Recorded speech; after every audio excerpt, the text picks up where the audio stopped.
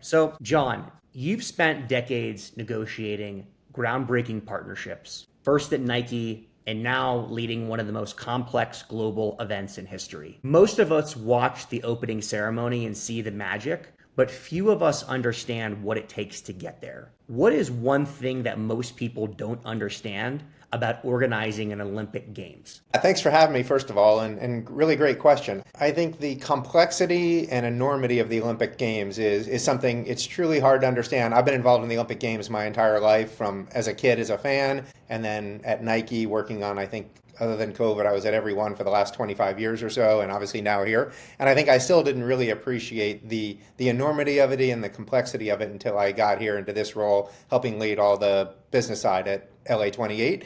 And we talk about 7 Super Bowls a day for 17 days, plus a Paralympics right afterwards. But I think just some of the numbers to put it in perspective, and one of the things I tell people, it's the LA28 is going to be the largest sporting event in the history of the world. And think about that for a second. The world's been around a pretty long time, and this will be by far the largest sporting event in the history of the world. We'll sell something like 14 million tickets. You know, a really good season for an NFL team is 600,000 seats. So just think about that means. And it's all at the exact same time. So 36 world championships happening over 17 days in the same city at the same time. And then you add another 23 for the Paralympics. So again, just the complexity and the enormity of all of that. And you think about the sponsorships we're going to be doing, the tickets we're going to be selling, and across the board. It's really cool to be part of such an incredibly complex and exciting adventure. You've said LA28 is not just about sports, it's about legacy. And you've been clear that LA28 isn't just about 2 weeks of competition. It's about shaping something that lasts for generations. What do you want the legacy of LA28 to be for the city of Los Angeles? I think there's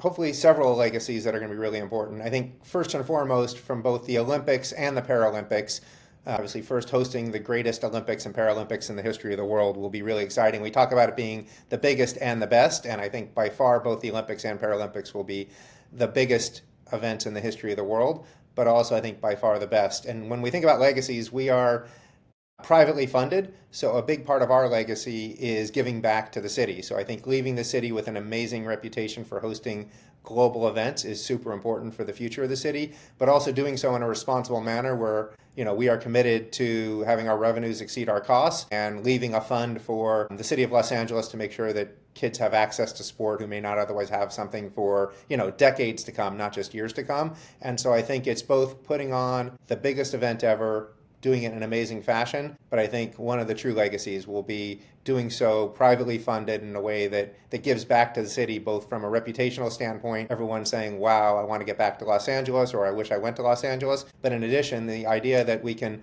you know, for decades and decades to come, allow kids who may not have access to sport to have access to sport is something I think pretty powerful that we're all really excited about. I'm excited. Okay, go to the next one.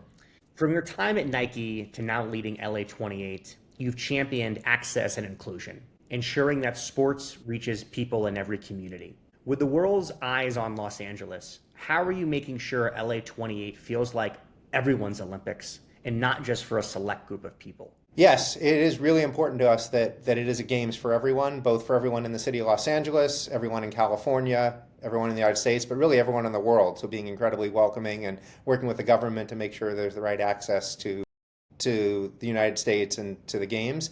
But from a ticket standpoint, I think is a great example. We are going through huge efforts, and we're going to be announcing them shortly, to make sure that everyone has access to the games. So we're going to be putting together a community ticketing program. There's lots of talk, obviously, about expensive tickets to events like Super Bowl and Olympics. And of course, we will have expensive seats. That's how you pay the bills. But there are also going to be incredible accessible seats. So I'm super excited about how accessible our events will be for everyone. First, the most events ever, 36 world championships at the same time, over 800 events. So there's going to be a huge selection depending on what your interest level is, and at different parts of Los Angeles and even in Oklahoma City to experience the Olympics and then the Paralympics. You spent 26 years at Nike. You were the executive vice president of global sports marketing, working alongside some of the most visionary leaders in sports and business. That is a unique leadership laboratory. What's the most powerful leadership lesson you learned from your time at Nike? Thanks. Yes. I mean, I was, very privileged, very blessed to be at Nike for so long. And, we'll be forever thankful to Mr. Knight and all the Mark Parker and all the executives there for such an amazing career opportunity and amazing life opportunity. Truly an incredible 26 years. I think from a leadership standpoint, I had the benefit of working, for and around, several great leaders. And I think I learned a lot. And you learn a lot over your career, I think, from what you think you do to going on.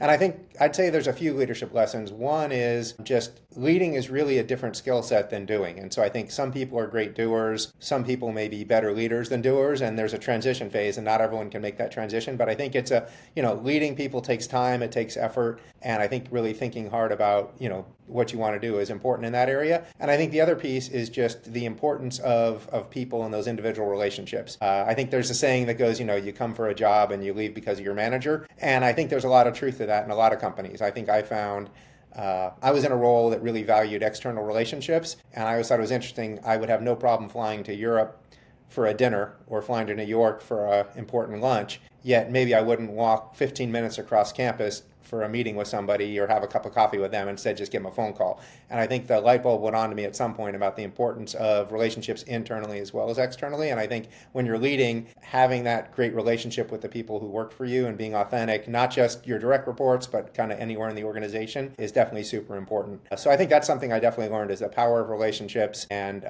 the power of having a great relationship with the people you work for. And I think you have to be authentic to who you are as well. I love that. That's great, John. I personally am trying to, this is not going to be in the clip, but I am trying to work on, being a great teammate as well. That hammers home for me, so I appreciate that. You've been in the room with legends, from Olympic champions to global superstars, seeing firsthand what drives them at the highest level. What separates good athletes from great ones? Yeah, that's a great question. I actually get asked that a lot, and it's always a little tough. And I have had, the benefit of getting to spend times with, and it's funny, all the ones you hear by one name, right? Whether it's Serena, Roger, Kobe, LeBron, MJ, and I've probably missed a few, but yes, it's been a pleasure to get to know so many of them firsthand. And I would say there's really two things I think that's in common with most of them, and a lot of them do things differently, but one is the incredible hard work that they all put in. I think sometimes people forget that, but these athletes that are so incredible work so incredibly hard, day in, day out. I think the stories of Kobe, getting up at 5 a.m. with Team USA in the off season to work out before practices and to lift after practice and to do everything. I think a lot of these athletes, you think about the off season and how hard they work during the season,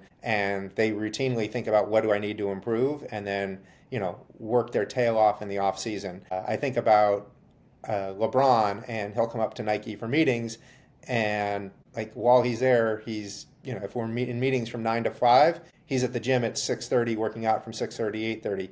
And I think the other thing people don't realize is they may have an entourage of folks, which is not just friends to hang out with, it's quite the opposite, but they invest millions of dollars in their health, whether it's having dietitians, trainers, people to stretch them, all those kinds of things, working on their body. And they're continually working, whether it's hydration, whether it's nutrition, whether it's working on their back. But I think a minute doesn't go by where these superstars aren't investing in improving their bodies, improving their minds, improving their skills. So I think sometimes people don't realize how much work they put in, how much money they invest, and kind of a 7/24, 365 mentality on that. So that's definitely one piece.